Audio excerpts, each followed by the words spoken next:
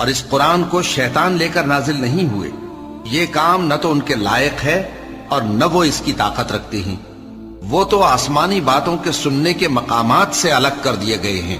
تو اللہ کے سوا کسی اور معبود کو مت پکارنا، ورنہ تم کو عذاب دیا جائے گا۔ اور اپنے قریب کے رشتہ داروں کو ڈر سنا دو، اور جو مومن تمہارے پیرو ہو گئے ہیں ان سے تواضع سے پیش آؤ۔ پھر اگر لوگ تمہاری نافرمانی کریں تو کہہ دو کہ میں تمہارے اعمال سے بے تعلق ہوں، اور اس غالب و مہربان پر بھروسہ رکھو جو تم کو جب تم تہجد کے وقت اٹھتے ہو دیکھتا ہے، اور نمازیوں کے ساتھ تمہارے رکوع اور سجود کو بھی دیکھتا ہے۔ بے شک وہ سننے والا ہے، جاننے والا ہے۔ کیا میں تمہیں بتاؤں کہ شیطان یعنی جنات کس پر اترتے ہیں؟ وہ ہر جھوٹے گنہگار پر اترتے ہیں۔ جنات سنی ہوئی بات اس کے کان میں لا ڈالتے ہیں، اور وہ اکثر جھوٹے ہیں۔